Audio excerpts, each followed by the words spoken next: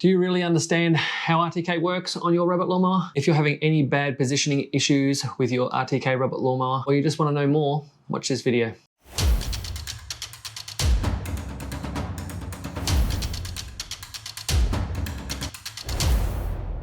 Yeah, hi everyone, Jason here, Robot Lawnmowers Australia. Today we're going to run through RTK, or real-time kinematics, when they're used to navigate robotic lawnmowers. So firstly, a bit of a disclaimer, I am not a GNSS or RTK expert. We're robot lawnmower specialists, sort of had to necessarily learn this technology with the new technology coming out on robot lawnmowers. So if I do state any blatant errors in this video, please place a comment below. I'll be sure to acknowledge any errors I may make. So the content that I want to cover in this video today is mostly just the GNSS, or the Global Navigation System, a very basic overview of that system and how it works. I want to go over RTK and how that works. Basically look at the RTK base antennas like the ones on the table here. Talk about the GNSS receiver that's actually on the robot itself. I want to talk about the robot charging stations and locations of where to put those. Then we want to go through why a robot lawnmower can actually have poor satellite connections, and then what you can actually do about fixing those poor satellite connections, and then briefly want to talk about RTK Robot Mowers and some other technology that they're using to try and help them actually navigate through areas that have got poor satellite connections. So firstly, with the GNSS, so GNSS stands for Global Navigation Satellite System. There's actually 4 systems that are actually spinning around our world, and there really is a lot of satellites actually up there. All the 4 systems are all from different countries. So the first one, which is one of the original systems, which is GPS, Global Positioning System, it runs 32 satellites on 6 different planes on a medium Earth orbit, and the orbit period is about 12 hours for that system. Galileo system, I should say. European system, 30 satellites on 3 different planes, medium Earth orbit again, and runs on a 14-hour orbit. GLONASS, which is a Russian system, they run 24 satellites on 3 different planes, medium Earth orbit again, and about 11-hour orbit period for those guys. And then there's the Beidou system, which is the Chinese system, and that's sort of the most important one for us. They run 44 satellites. 7 of those satellites are actually geostationary orbits, which means they actually stay in the same position as far as we're concerned, that they're out in the sky all the time. They also run 10 inclined geosynchronous orbits, which they still orbit the Earth, but when they track for what we see from the Earth itself, they basically do a figure 8, basically all in front of us in the northern hemisphere, and then they go to the southern hemisphere, up to the northern hemisphere, back to the southern hemisphere. The Beidou system also has 27 medium Earth orbit satellites as well. Their satellites are on a 24-hour orbit period, I believe. So the reason why I sort of mention the time period for each of these system orbits is because this means that almost all satellites, they'll be in a very similar location in your sky from one day to the next at that same time each day. However, over a period of 8 to 10 days, they will move across the sky at your location at that time until they repeat the same cycle again. So basically what that means is that 14-hour orbit system, and let's say at 10 a.m. in the morning, there might be a satellite at this elevation here in the sky. At 10 a.m. the very next morning, it might be over here. At 10 a.m. the next morning, it'll be over here. At 10 a.m. the next morning, over here. Goes all the way around its cycle, whichever plane that's actually on. But it goes all the way around its cycle, and 8 to 10 days later, again, depending on the system, it'll end up at exactly the same spot where it was the first day that you looked at it. So the reason I mentioned that is because there is a pattern to how the satellites actually orbit. So Australia being in the Asia Pacific area, it really does help us a lot being where we physically are. The Beidou system having stationary satellites, as well as the inclined geosynchronous orbiting satellites that are basically either always in our line of sight or a lot of the time in our line of sight. So that gives us a significant advantage over places like the USA, because these satellites are always in our skyline. So typically in Australia, at any given time, we can view up to 60 or 70 satellites if we include all the way down to the horizon, all the way around. So there's a lot of satellites we've got here. If we exclude the first 15 degrees, so we bring that up to about here, so I think all the way around, we can still see around 40 to 50 satellites. And we do that because typically your robot is not going to see the first 15 degrees from the horizon pretty much any time. So on these satellites, obviously they send signals. There's 3 main signals that we use to operate robotic lawnmowers. First one is the naming signal. So the satellite sends out a signal, and basically what that signal does is tells any device that's using it what satellite it's connected to. Then there's the L1 signal. Now this is a slightly older frequency, and it's the signal used to actually measure the distance, and that frequency is not very good at passing through any objects whatsoever, any dense objects at all. Then there's the L2 signal, and it's a slightly newer frequency, and again it measures distance, and it can pass through some objects like light to medium tree density cover, thin plastics and thin timber and things like that. So basically the whole system works on the time it takes for the signal to travel from the satellite to the GNSS device. And the measurement of this distance is where the issue arises with accuracy in the entire GNSS system. So as you're probably well aware, is that normal sort of GPS systems, they're not very accurate as a standalone system, and that's basically because of the way it's measured. So anything that affects the time that it takes for the signal to come from the satellite to the device is basically what actually causes the inaccuracies in the measurements. So the biggest issue here is the signal is affected when it passes through our atmosphere. Go figure. The signal's slightly delayed depending on where it passes through the atmosphere at the time. So the atmosphere is different all the way around, and in different spots it actually takes a shorter or a longer period for it to pass through the atmosphere. So basically it all works by measuring that distance via time calculations and triangulating the positions of the device from multiple satellites. So lo and behold, it's not actually that simple. There's plenty more other considerations to take into fact, like the Earth is not perfectly round to get started, but we're not going to get deep into that. I just want to give everyone the basics of how the GNSS system works, so we can basically just sort of understand where and when we might have troubles when it comes to positioning of our equipment. So RTK, what is RTK? So obviously it's, like I said earlier, it stands for real-time kinematics, and in very simple terms, it uses a fixed location with known coordinates to help measure the time delays, and then it uses this information to correct another location that's nearby. Once a fixed point location is known by the system, it can then calculate what the time delays are in the signals coming from the satellites through the atmosphere, and then transmit those calculations to another device. And then that device can calculate its location, and then that device can calculate its own location with much greater accuracy. For the basic system that we actually use on our robotic lawnmowers, that accuracy is down to around about 1 to 2 centimeters, which is basically enough for the robot to make sure it's mowing the grass and not your flowers. So this fixed point that we talk about, this is established by using another device called a base or a base receiver. So like these guys here on the table, this is Segway, this is Luba. Now these still use the same positioning system as any other GNSS device, but because it doesn't move at all, its position can be more accurately calculated over a period of time. The longer the base is installed, basically the more accurate it actually becomes. Okay, so let's talk about these robot mower RTK base antennas. First thing I want to note is, as a robotics person, we typically have referred to the base station as the charging station for all robotic lawnmowers. Now that we actually utilize this GNSS equipment, we've had to change our terminology quite a bit, and we struggle with it, unfortunately, but we now basically always make sure that we refer to the charging station as the charging station and not the base station, because the base station now is really what we're talking about when we talk about the RTK base antenna. So this antenna,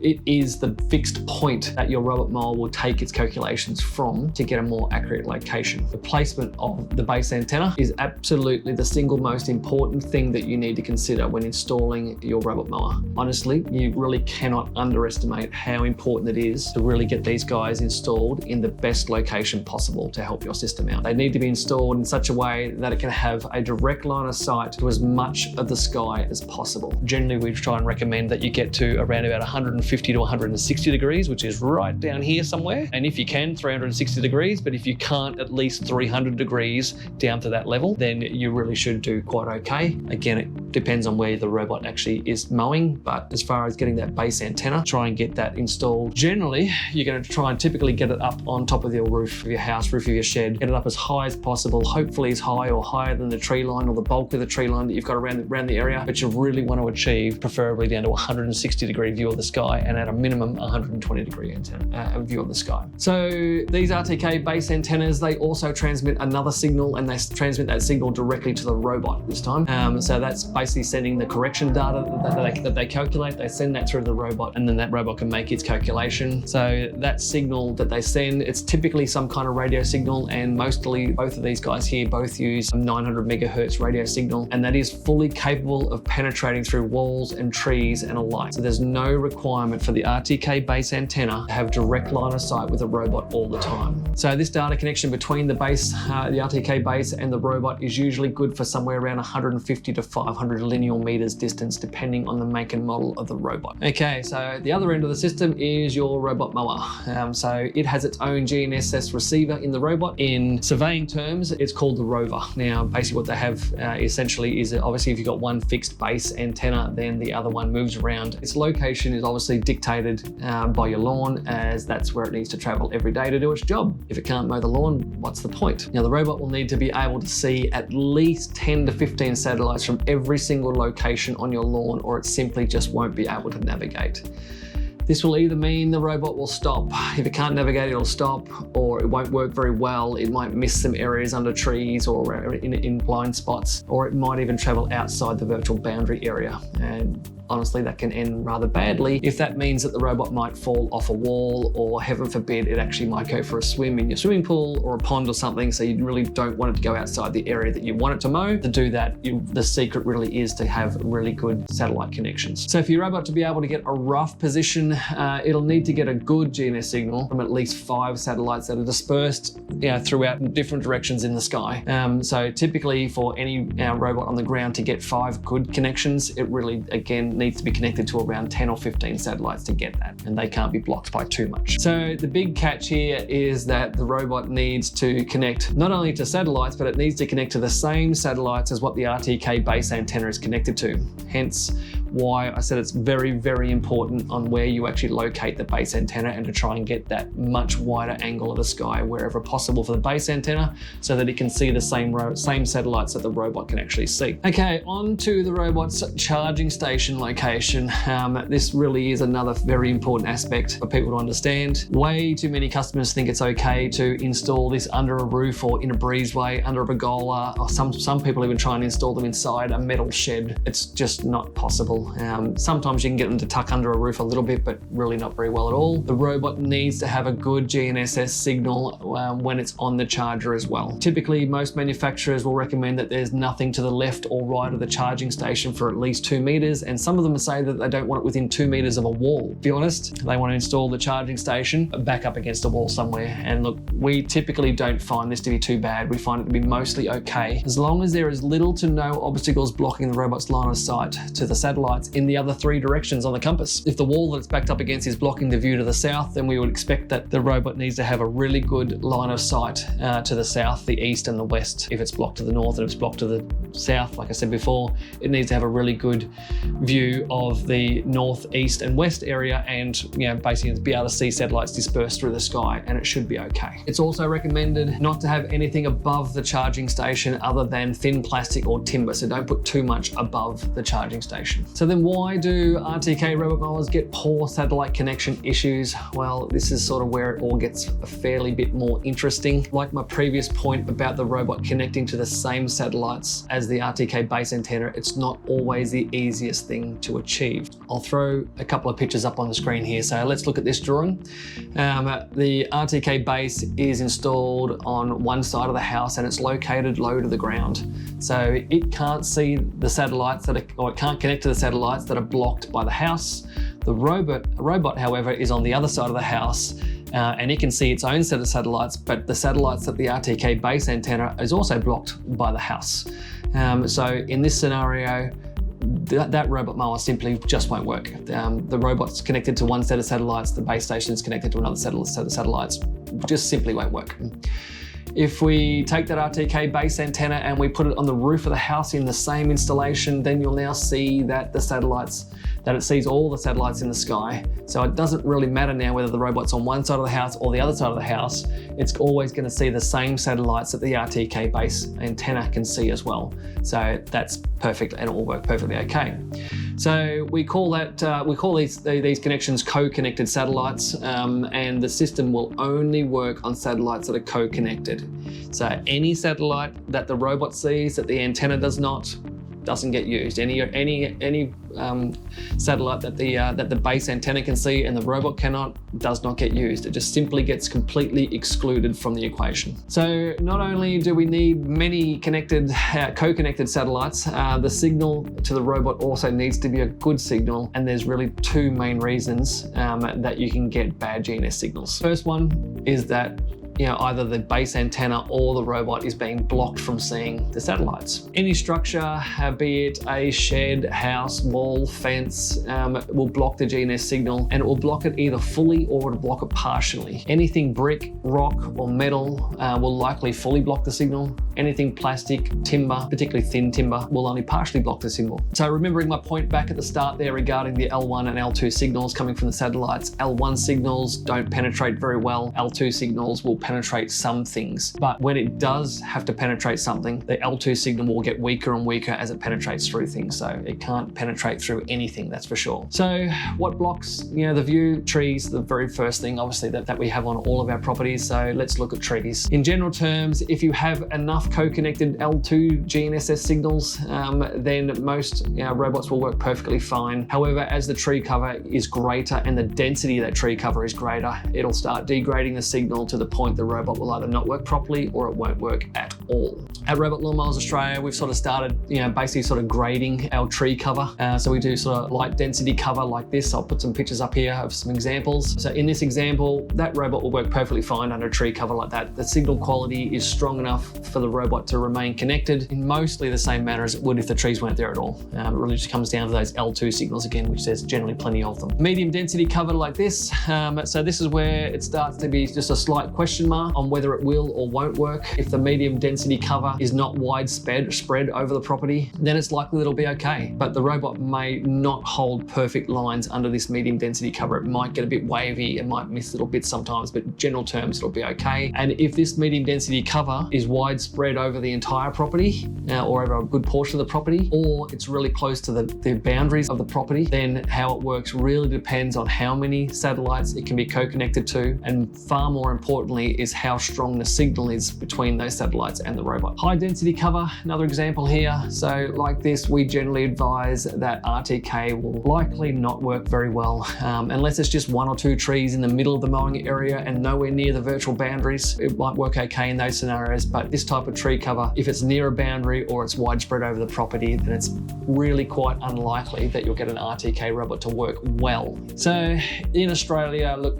most cases we're really talking about gum trees, and they're generally very light density, and all of the robots that we've tested under gum trees have worked perfectly fine. For extreme cases where we're talking about super thick tree coverage, so hedges, windbreaks, pine trees, that sort of thing that are really close together and really dense, we generally classify those as walls, and we'll get onto that now. If you have a single wall, basically like I mentioned with the charging station location, if you have good line of sight to the other three compass directions from a single wall, then you'll likely be okay. If you block two directions with walls, that's when it really starts becoming a problem. So with an L-shaped wall, so if you've got an L-shape, internal L-shape like this scenario, then the results can be quite mixed. It really does depend on how many co-connected satellites the robot and base are seeing and how dispersed they are in the two remaining compass directions that the robot can see. And then there's also parallel paths to consider, but we'll talk about that a little bit further on. So generally, we find that L-shaped walls that are less than 2 meters high can be fairly okay.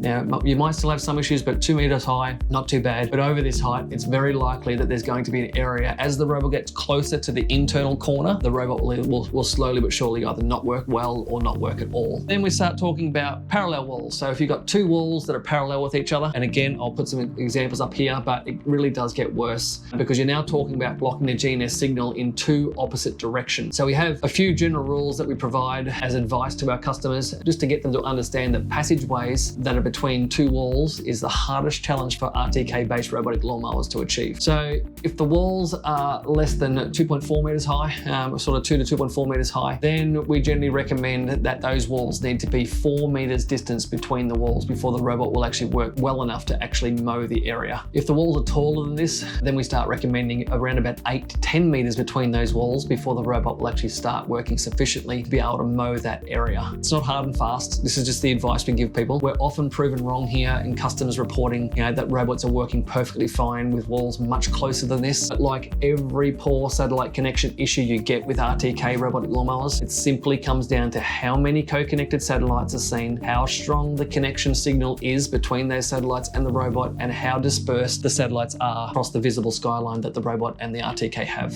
So a good example of a negative scenario here is that overseas we found a customer there that had two very tall walls about 8 meters apart, and in this example the robot could not mow this narrow area, and furthermore it was actually unable to even pass from the front to the back at all. So just have a quick look at that picture there and you'll see. So narrow passageways between walls are certainly they're the biggest red flag that we see with customers when they're asking us about RTK robots and whether they're going to work. So then there's one other sort of issue that affects RTK robot mowers, and this is multipath or parallel path. So this one, not as well known by most and basically invisible to see, but the effects are fairly significant if you actually are affected by this issue. Put a picture up here again. Basically a multipath is where a single satellite signal can be received by the GNSS receiver or base from more than one direction. So this is caused by the signal path being reflected off another surface like a wall or other large reflective surface of some description. So in the picture you can sort of see what I mean.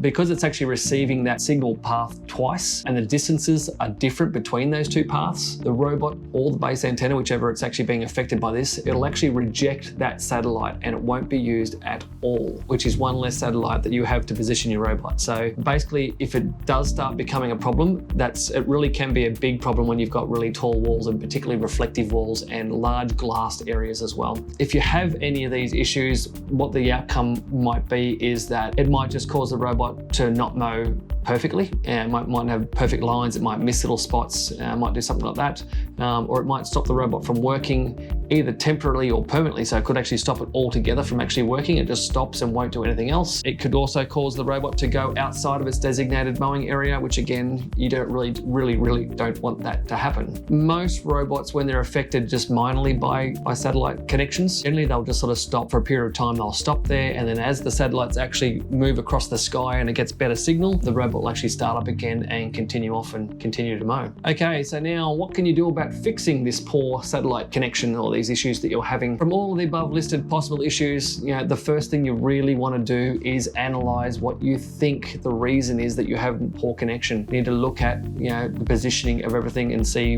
where you think the problem might actually be. Now, we use a satellite positioning app called GNSS View. Now, it's really good, and I'll put a little bit of picture up here on the screen as well.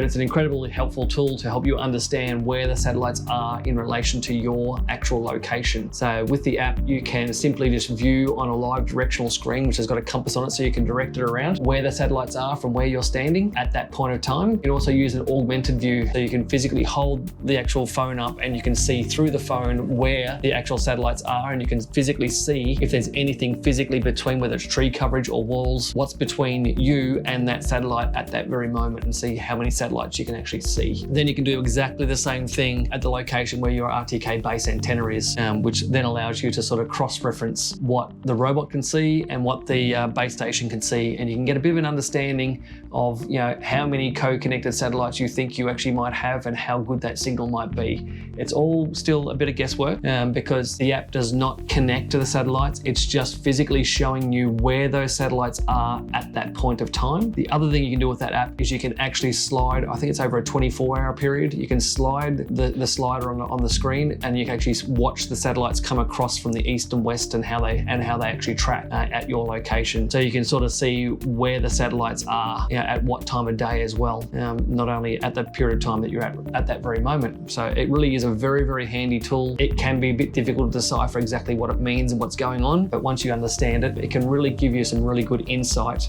So chances are that if you're having these issues, then essentially expect the same thing again. There's simply just not enough co-connected satellites with a good strong signal and good disbursement throughout the visible sky. And that's going to be caused from obstructions between your robot or your base station and the satellites themselves. So the only thing you can do is to decrease the obstructions. It needs to have a view of the sky. We can't move the satellites, so you need to move something else. If the location where the robot has issues is heavy tree cover, then in most most directions, then you can trim trees, you can cut out branches, thin them out as much as possible, try and get as much satellite coverage to get through those trees as you possibly can. And the last thing you can do is to test the robot in the affected area, but do it at different times of the day or night. So like I said right back at the beginning, and again, that's why I mentioned the whole orbit thing. So because most satellites work on an orbit that's roughly 24 hours or 12 hours thereabouts, they'll be in the same location every day at roughly the same time. It's not entirely true, but as like I said, they do move across the sky over an 8 to 10 day period. From day to day, they're very close to how they were the day before. So you can test the affected area. So put the robot in the affected area and test it every 2 hours for a 2 or even a 3 day period. Do it every day, time of the day where it actually might work better than others. And look, it might not work at all, but it's worth trying. If you can find a good time where it does work fairly reliably, then you schedule the robot to mow. So other than that, if you think your issue might be caused by a parallel path, then that's a bit more difficult. It's a bit difficult to fix that one, and typically it's not practical to do so.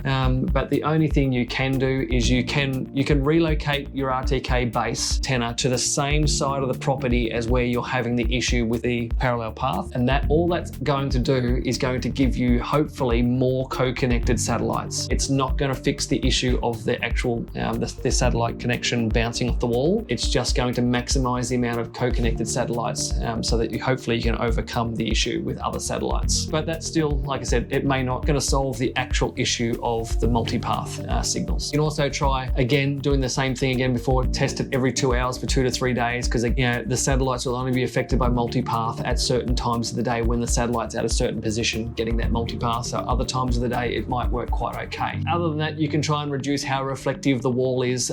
So that it really would work, but it's very difficult to achieve. If it's only a smaller wall or something, you can cover it with something that's a lot more softer and textured, like an unpainted timber or something, and that will help minimize the amount of reflection that the signals will get. And then after that, if you've exhausted all of those things, then the only thing you can actually do is exclude that area from your mowing area. So if you can't fix it by trimming out trees, if you can't move the GNSS, move the base station antenna to a better location, if you can't remove obstacles out of the way of the robot where it's being blocked with view of the sky, or like heaven forbid that you do have parallel path issues, if it can't be fixed, the only thing you can do is exclude the area and not mow it with a robot mower. Turn it into a garden or mow it another way. The last thing I just want to touch on, and it's only very briefly, is that most, if not all, RTK based robot lawnmowers, they always have some kind of other sensor in them to allow them to continue working in an area that might have poor GNSS signal or less co-connected satellites. So most of these robots use inertial measurement, so it's an IMU, a sensor inside the robot, and it calculates how the robot moves via how many times the wheels go around and everything else, and it calculates where it is based on where it previously knew it was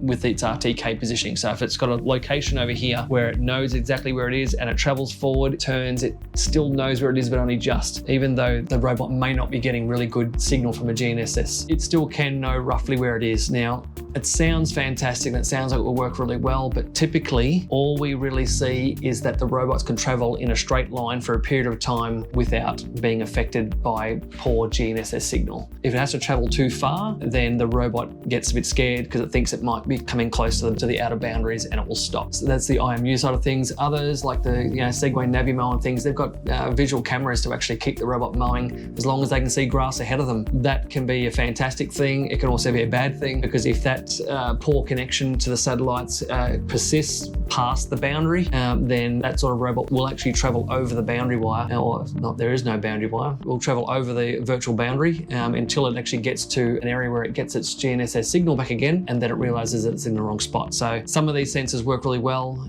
So look, the camera's vision on the Segway is an absolutely fantastic tool, but it's not a tool that can be used very well when you have low satellite signals where the robot can travel over the boundary. For other reasons, the camera is absolutely fantastic things. There are also systems that are coming onto the market that use radar and LiDAR. We haven't had much of a chance to test much of that at the moment. Radar's a sort of a reasonably good thing, but again, it's a short-term sort of fix. LiDAR's fantastic, but there's a lot of question marks in my mind about the longevity of LiDAR, and because it's a very sensitive product. We have a lot of concerns about whether they will or won't work, and we don't know because we haven't been able to test them yet. So hopefully further on we'll be able to test that type of technology with LiDAR. But unfortunately, unfortunately, at this stage, look, our experience has shown that if you do have poor signal areas that are more than just a small space, more than what the robot can just drive 2 or 3 meters forward before it gets good signal again, then yeah, it'll work perfectly okay if it can do that. But if it has to travel for a further period of time with poor satellite signal, then our experience has really shown that the robot pretty much will just stop. So anyway, hopefully, as we get better firmware upgrades to all these robot mowers that we already have, hopefully they'll start doing a much better job, and they'll be able to travel for longer distances and know where they are when they're in poor satellite coverage. So that's all I really wanted to get through today, guys. I'm not sure how long this video's gone for. I'm sure it's pretty long. They always are. If you do have any questions, by all means, email through to us or put comments below and ask us questions. That's fine. Always happy to respond to people that put comments under on our videos. If you do want to get in touch with us, by all means, send us an email at sales@robotlawnmowers.com.au. You can find out a bunch more information on our website. Just look on our website at www.robotlawnmowers.com.au, and you can check out our socials. So just search for Robot Lawnmowers Australia on Facebook, Instagram, all that sorts of places, and check out our day-to-day interactions. Thanks for watching.